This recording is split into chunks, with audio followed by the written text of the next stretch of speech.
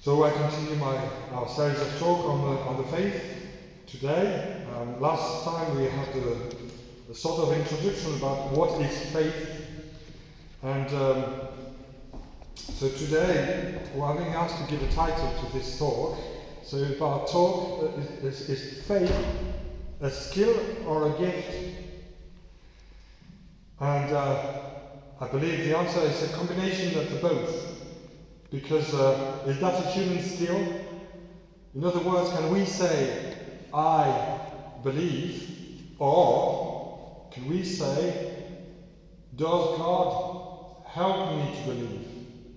So is it a gift, or is it a skill?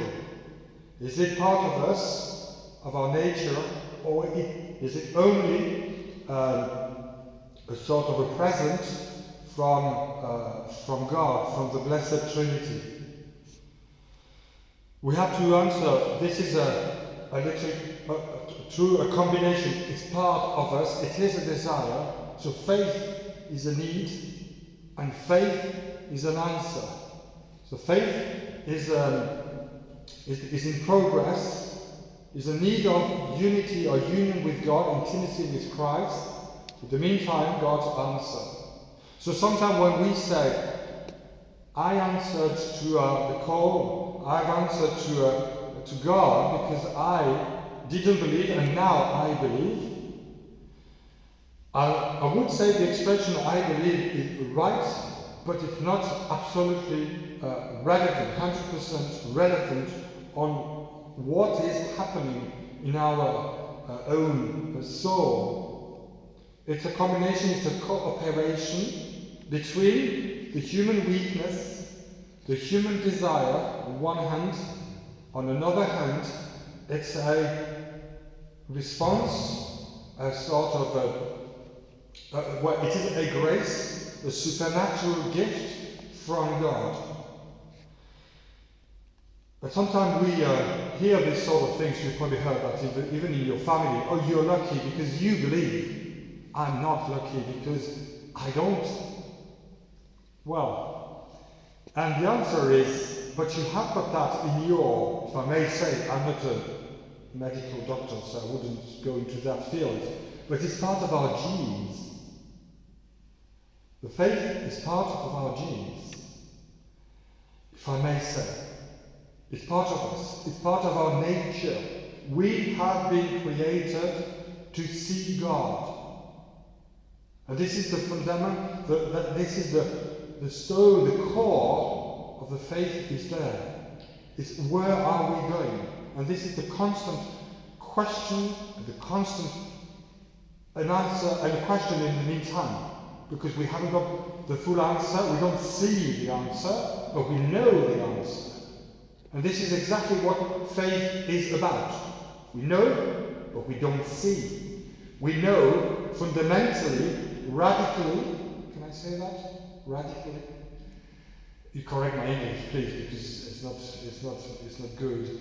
Radically, we are called to heaven. And this is the core. This is the answer to everything in life. Whatever happens in our life, in particular, in the reception of the supernatural grace, is heaven. We have been created for heaven. And I mentioned that during last talk, we were not created just for this life. And we can see sometimes people somehow worry, and this is right, about their own health, and this is right. But at the end, the main concern we have is the next life, isn't it? So we do whatever we can, morally speaking, to preserve our health, to be able to worship God. This is the idea behind the being in good physical health. I'm in a good condition, good health, because I'm able to worship God. That's the only goal. That's the only reason for this kind of care we have for us. And this is wonderful, because it gives us a different light, a different perspective on this. It's a faith which brings everything into light, in a certain light. We believe in the next life, and we do everything to prepare the next life, not only physically, but also spiritually. We are preparing ourselves to see God face to face, and we start on earth. Sorry, that was a little digression, but you're used to it. So we know, but we don't see. And when we are told, you are lucky because you have the faith, you're privileged, as if you were a little group of elected people, the gang of the best, let's say, who have decided to believe. It's partly wrong, but mainly, no, it's partly true, but mainly wrong. It is not. The faith, the ability, the capacity we have to receive the gift of God is printed, is part of the human nature. And we need to firmly state that and stress that in the teaching of the Catholic faith. It is part of us, because God is part of us. The desire is part of us because God has again created us for eternal life. And this is why faith is given, is to prepare and to give a direction of life towards heaven and nothing else. In other words, faith is not just there to state and to confirm, yes, I believe all the commandments of the church, all the commandments of God. I'm sure you know all of them by heart. And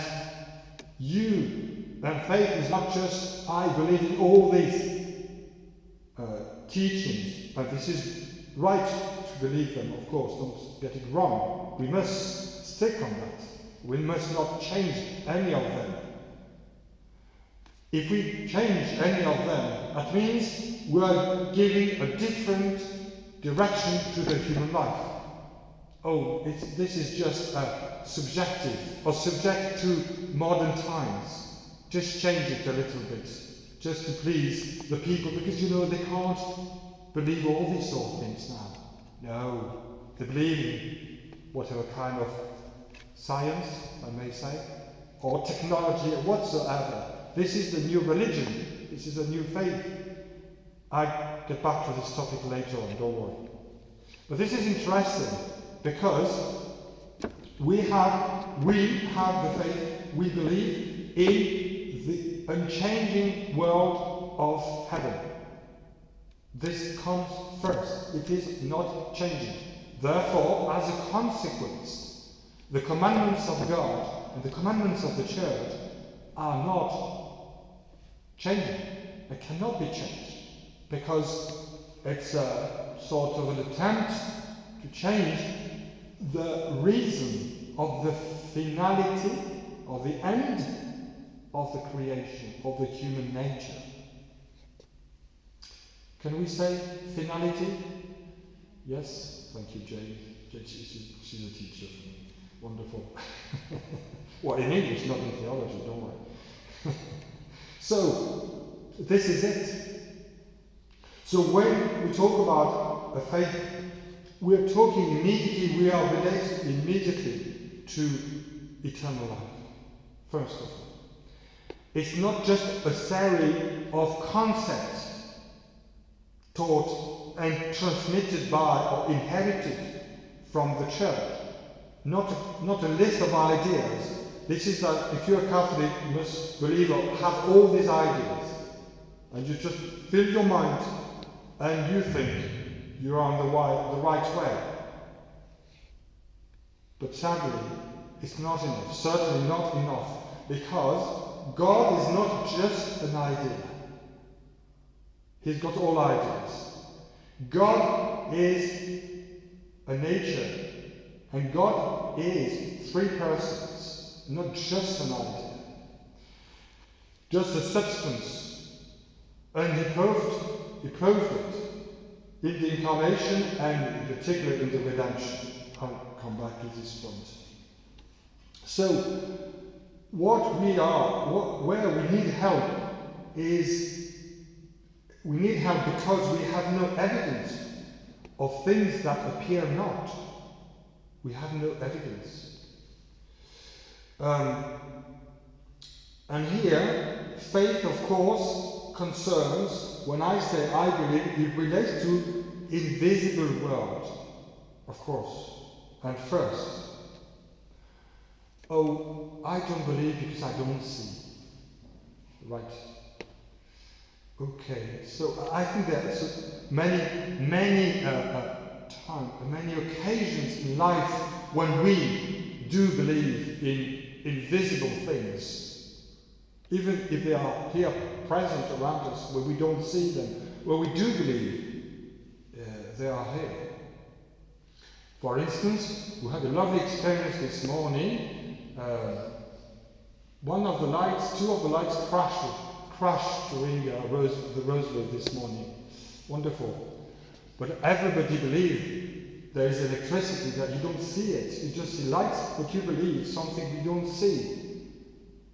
But we know this is coming behind the scene. We don't see it, but we do believe. And if you say, oh no, I don't believe in electricity, I've never seen electricity. Have you ever seen electricity? Maybe a little, how do you call it, a spark? Yeah, with a nice little smell of burnt afterwards, wonderful. But you've never seen it. It's all hidden in the wiring and provide a sort of life in this church. At the moment it's not great, I have to say. It's very dark. We're getting better, don't worry. Go to the worse or the better. But we do, this is obvious. And if you would say, oh no, I don't believe in electricity, it doesn't exist, I've never seen it. Or do you want to test? Yes, put your finger in the socket and you test it. This is a nice test, isn't it? And this is, and faith, and you would sound foolish, wouldn't you? You're foolish. You don't believe in electricity, it's everywhere now. Everywhere. And you can say this for any sorts of things. Think about your human body.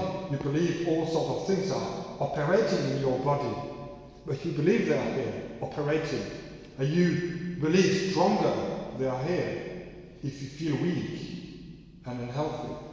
You believe they are needed even more. And this is what we call the weakness part of the faith. We believe more when we are weak. We experience the need of this faith when we are weak, when we are not strong. And this is true. And here I'm not talking of health issues and whatsoever, but you perceive it. We do perceive it when we are unwell. We strongly believe in the words of the doctor. Here's the word. He said, do this and do that. And would you contest or challenge him? Well, probably not.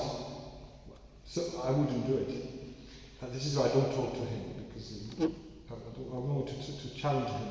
But you wouldn't challenge him, because he's doing something good for you. You believe, you trust him, you put all your trust in him. Yet you do that, you'll be better, or you will feel better soon. And you believe he's going to operate invisibly. Well, this is my point of view from a non-expert, probably, because if you open the body or scan it or whatsoever, you can see all these molecules or whatsoever. I don't want to go into that details. But we do believe, generally speaking, it's a sort of an act of faith, naturally, when we trust it. And this is the same for the faith. And you know, this kind of image, it's easy to explain to even a little child. Yes, you believe it. You've never seen it. So you don't need to see God to believe. You don't need to see the Blessed Trinity to believe there are three persons in one nature, in God. You don't need that. You don't need to see an angel to believe in angels. You do need a sort of divine GP who says, this is how you go to heaven. Trust me and I'll give you the direction. And I give you the healing of your soul. And I give you the light. And I tell you, you will feel better. And this is very important.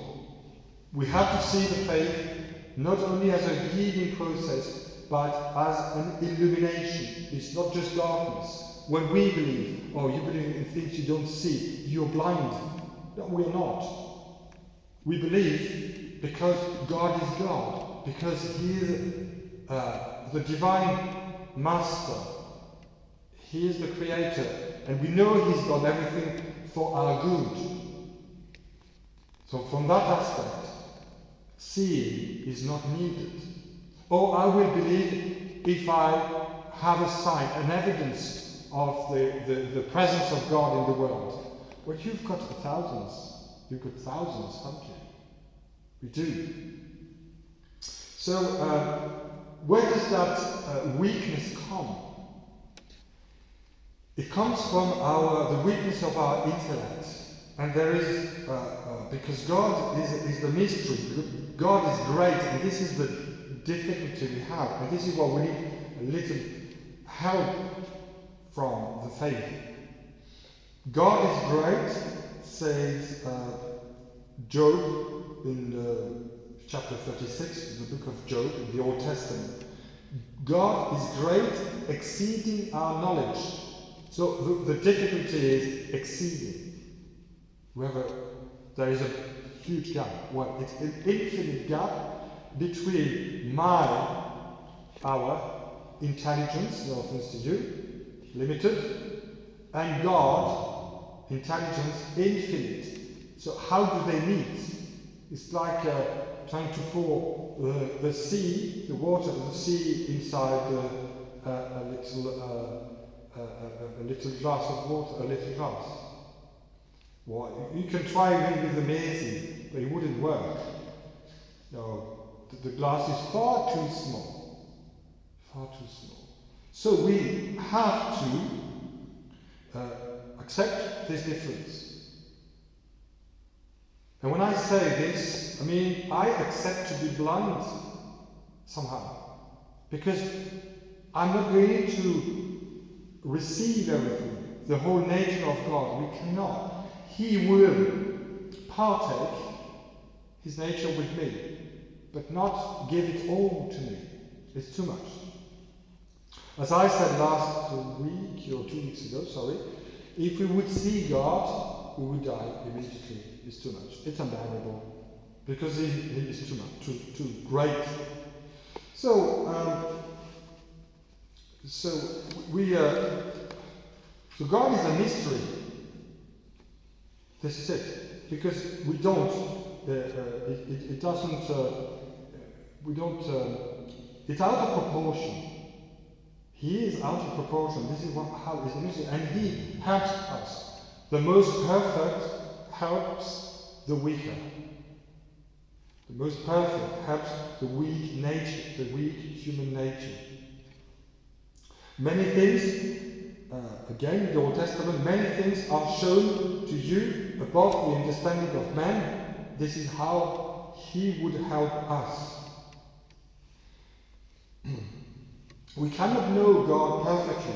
We will know God perfectly in heaven, not on earth. The limit comes from, there is a double limit in us. The first is the natural limit of our mind.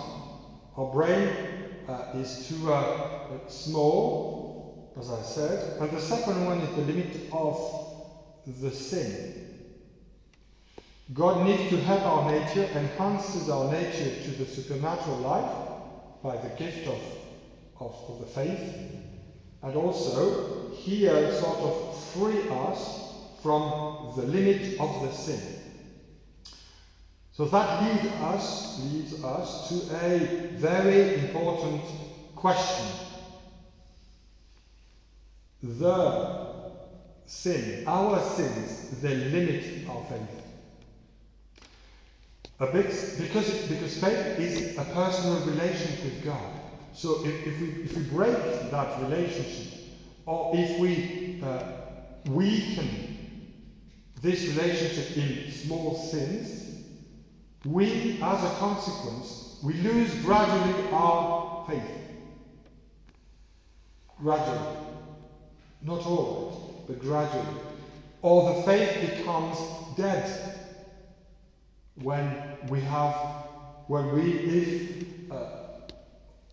some commit a mortal sin. Because faith is a question of the relationship. As I said, it's not believing in a list of commandments. It's being in a relation with someone.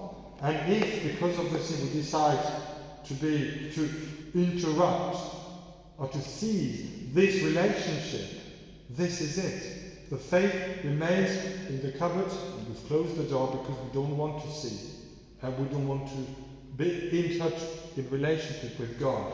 This is where every confession, for instance, reopens the faith, to the faith. And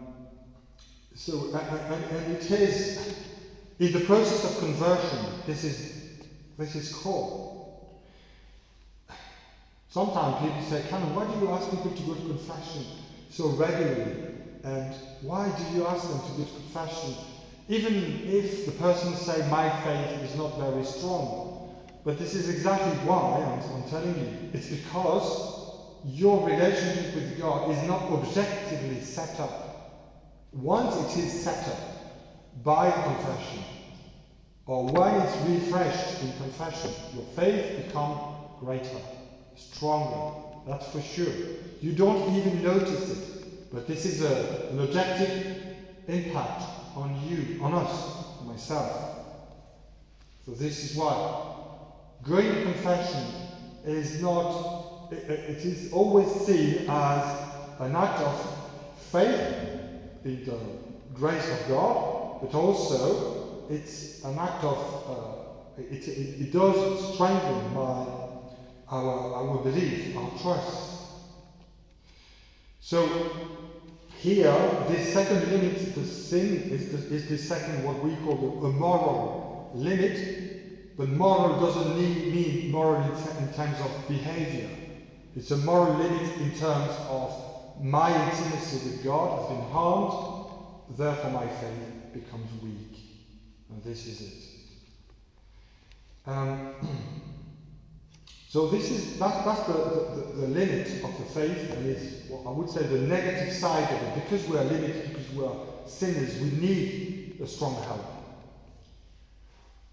On another side, and this is the second part of this talk, we have it's a grace when we can say with Saint Paul, the first epistle to Timothy, the apostle says, he is proud, knowing nothing. I know whom I have believed, and I am certain. He is proud, knowing nothing. What does that mean? In the words of Saint Paul, it means that because we don't know, we know we are in touch with God. If we think we know everything regarding God and the mysteries of God, that means this is not God. As soon as we can say, I don't know, you know you are in the presence of God. You are in the mystery, and this is good. If we say, as soon as we say, oh yes, I know who is God, I know that, and I don't know for you, but myself, I hear that hundreds of times as a priest.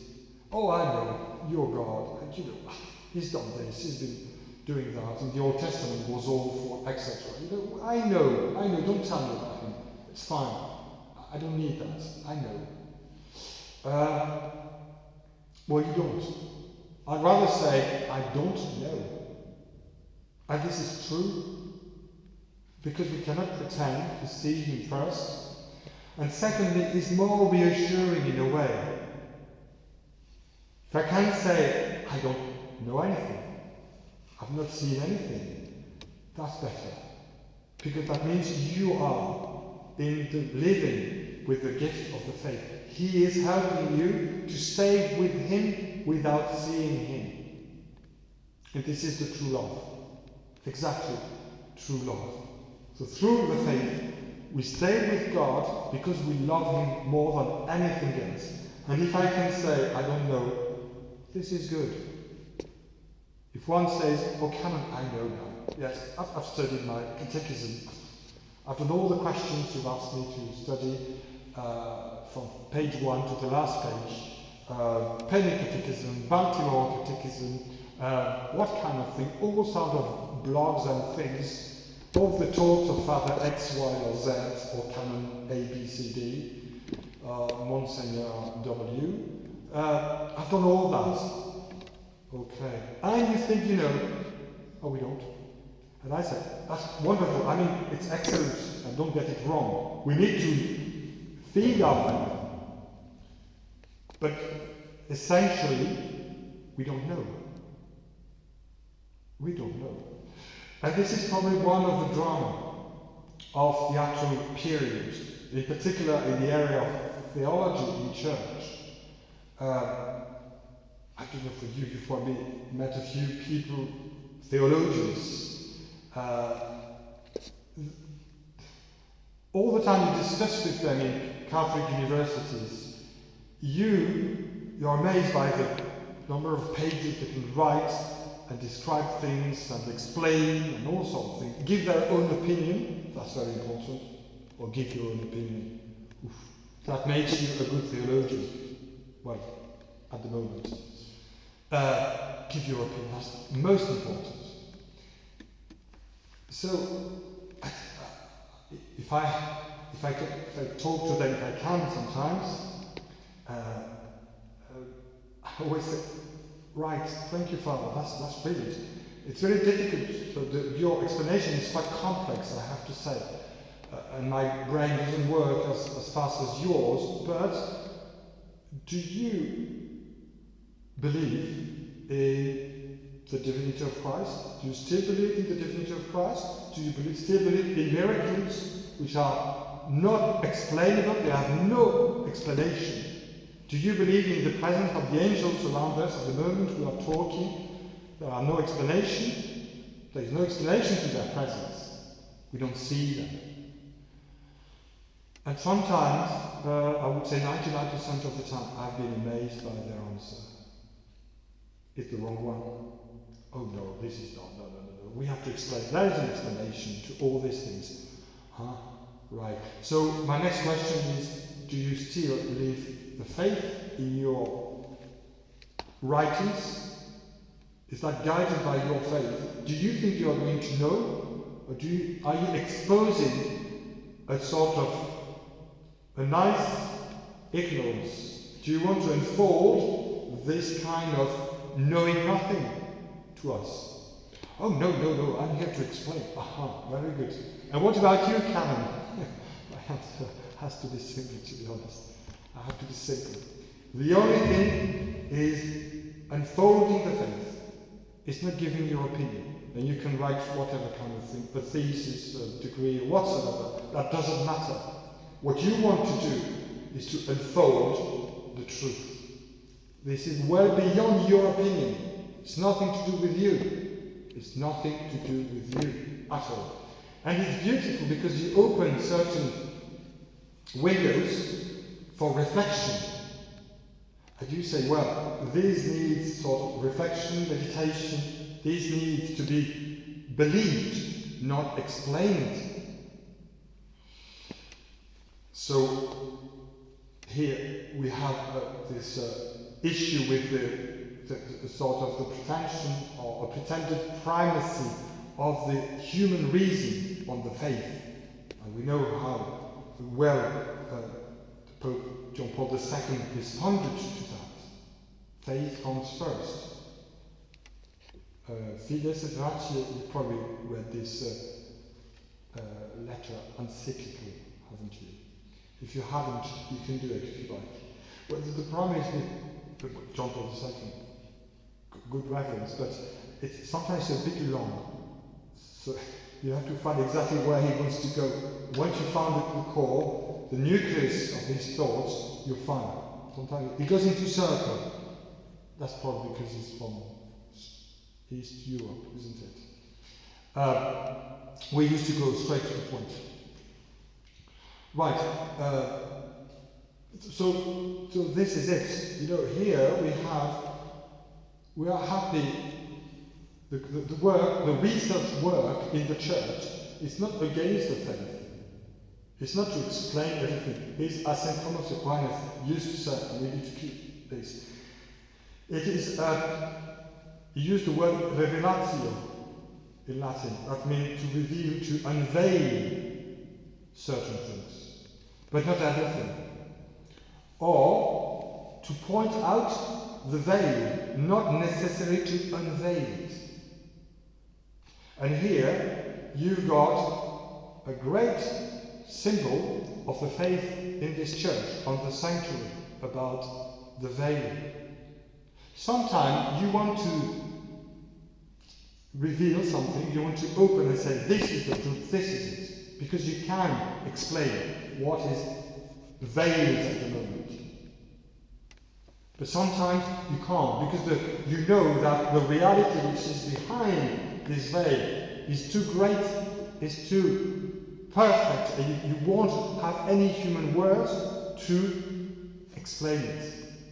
So this is where you have to stop and accept you don't know how to explain the reality, but you still pointing out the veil, which is the window of the reality. The reality of God being veiled doesn't mean God doesn't exist. Behind this curtain, can you say that? Yep, there is someone. So you say you won't see who is behind this, but I show you the veil, the curtain, where he is present, and you don't need anything else. We need to know he is here, present. We don't need to see everything, right? So sometimes it's better, and this is most of the work of the church, is to point out the different veils where God has not revealed himself, or revealed his presence. And sometimes the curtains move. We call that the miracle. I'll be there in a minute. So on the sanctuary here, you've got at least two veils. The tabernacle veil. This is the symbol of the faith, because it's the symbol of the presence of Christ in the tabernacle, is the veil. Where some would say, oh no, Canon is the little light, which is now up there. It's not going to fall, this one. I hope it's not going to crash, this one. But I'm just underneath, so if it crashes, bye-bye, Canon. So the light is the sign. The main sign of the presence of Christ in the tabernacle is the veil. And this is from the Old Testament. The veil of the temple, the veil of the church, this is it. So here we don't see, but we know. As soon as you come in, and this is the gift of the faith, as soon as you are in the presence of the veil, you don't know, but you don't see. Therefore you don't know entirely, perfectly, but you know he is present, and this is it. And that's enough for you. And it's even better when we receive him under beautiful expression again. Do you say that the veil of the speeches? Right? Can we say that? Yeah. The veil of the speeches. That means the bread, the appearances of the bread, and the appearances of the wine do not change. Shape, smell, color, taste are always the same. They don't change. That's the veil. So the question is, this is where we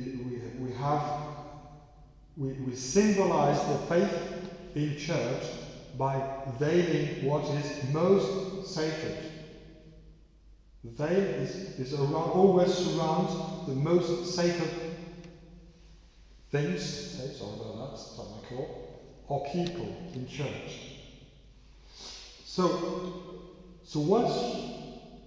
And God doesn't let us down. So that's one of the main symbols in church. Well, for instance, the altar is when the Blessed Sacrament is in the altar in the tabernacle, we veil the altar as well. Not because we don't like marble, because they are beautiful, but because it enhances the presence of Christ. It's become a liturgical rule. But there's something that strikes me because I understand the question of the aesthetic and such, and it is important, as you know. There is a true story of Mother Teresa of Calcutta. Is that, yeah? Do you know what she put in the tabernacle? One day she was given a big gem, a huge sapphire, blue, how do you call that? Sapphire? I don't know, that's all. Yeah, okay, this is it. Do you know where she put it? In the tabernacle, inside. Not seen, nothing. The most precious gift was in the tabernacle to revere the presence. It was just for Christ, just for Him. And this is, I would say, this is an excellent act of faith. Because the best she was given, she could have sold it, as we know, for the poor. Of course she would, and she did. But she knew that, following the words of Christ, I'm not here, I won't be here long with you. But she put it in the tabernacle. That's a true story. And we know also, as a consequence, we know how firm she was regarding the reception of communion on this home. She was extremely firm. So, but this little story of Saint Teresa of Calcutta says it all, doesn't it? So it's not here to be seen. It's to reveal the presence of someone else. To this person, really present, we would give the best we can. Well, I'm not asking you to give me now all your jewelry and rings and everything to put in the tabernacle. I'm not asking that now. Okay. It just shows you it's a sort of a gift or a grace to Saint Teresa, isn't it? And it's a good example.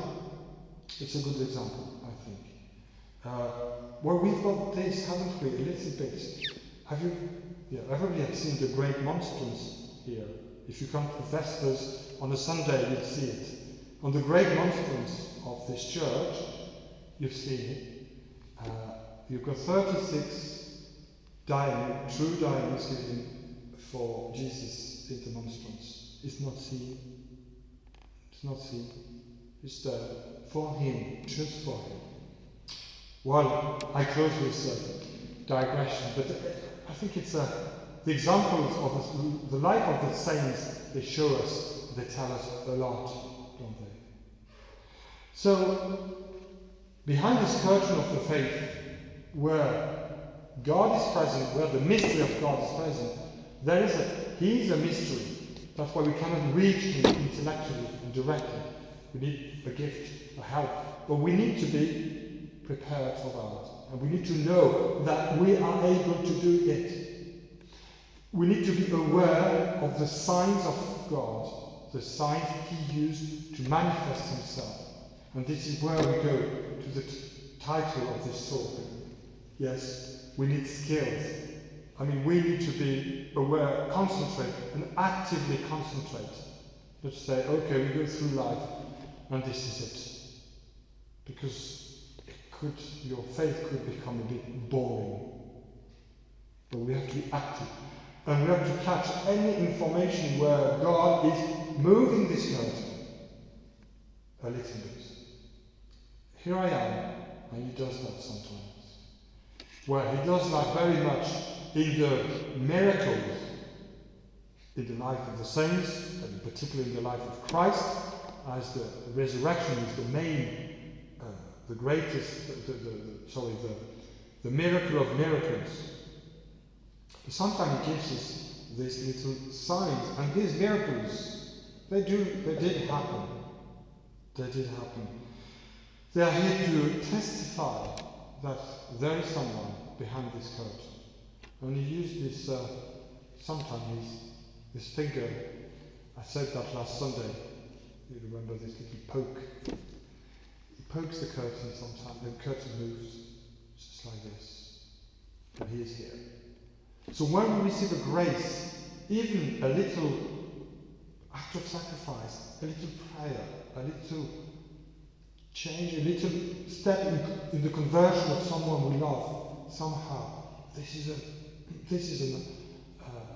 it strengthens our faith, doesn't it?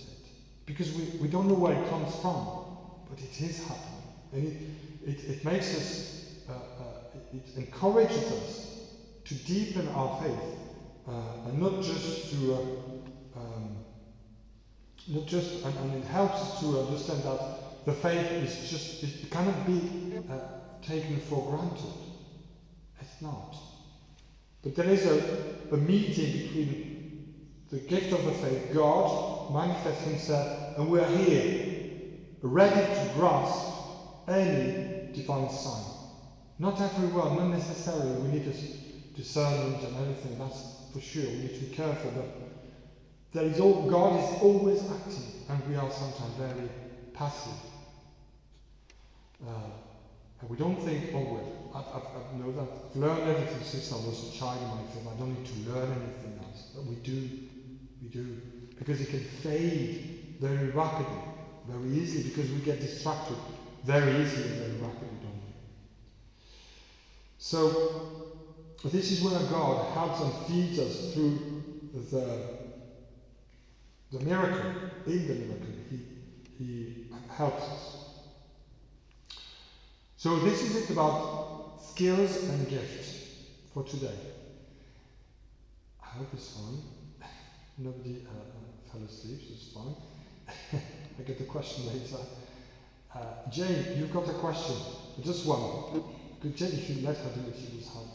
Jane, yes, come on. I misunderstood you, but how can we say we don't know when God has spoken to us and God has given his word, which is Jesus? So how can we really say we don't know? I mean, we're not going to know by any means it's going to be a massive gap, but we know something. Oh yes, we know something, yes. But if I follow St. Paul, I'm proud because I know nothing. But I think when he says nothing here, it just relates to your question. It's because if you don't know, in other words, if you don't know everything, you don't know anything. For instance, if I've never seen you before, and you're on a train, and I'm sitting in front of you, well, not in front of you because you're starting to talk, so probably from a distance, ask questions, you're quiz, etc. From a distance, I can see you. Okay? So I've got a few information. So I know something of you. And you're probably talking to someone else, or I know you're English, and etc. But do I know everything? No. So in that words, I cannot identify you as such. I can't say everything. Okay? So this is why when we say we know nothing, that means we don't know enough to identify God entirely. Okay? So this is it. So, because I know who you are, well, I know who you are now. You're Jane, the famous Jane. I know, and now I can say I know more. I don't know everything, but I know a little bit more. But even now, I can't say I know everything. I know something.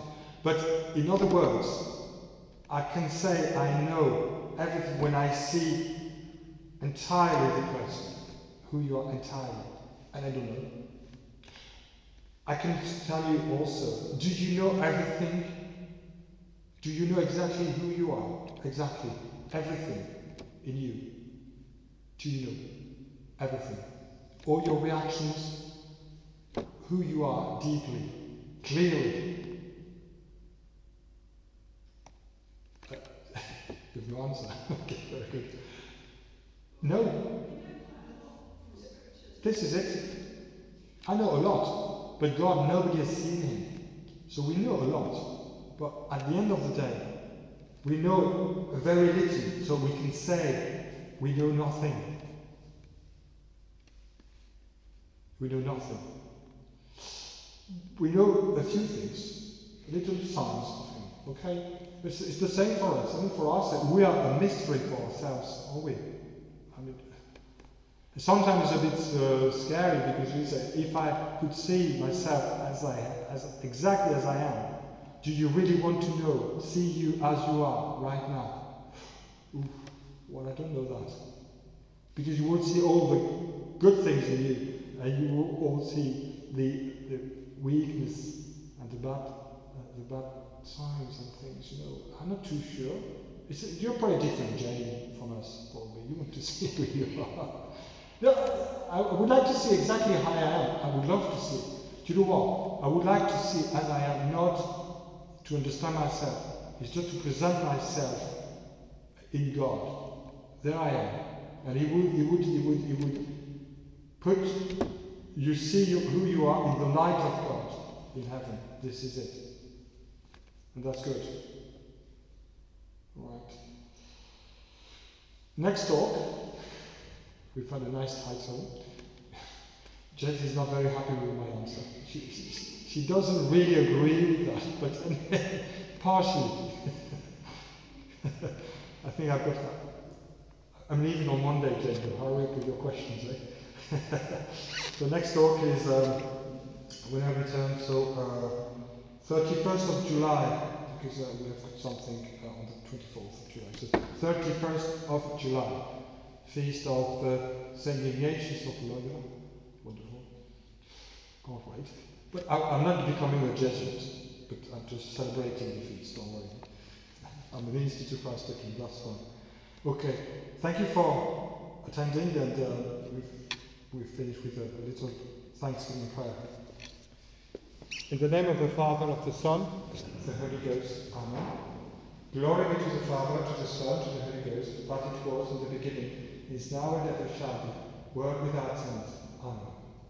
Saint Peter, Paul, and Saint Philomena, Our Lady, help of Christians. In the name of the Father, of the Son, of the Holy Ghost. Amen.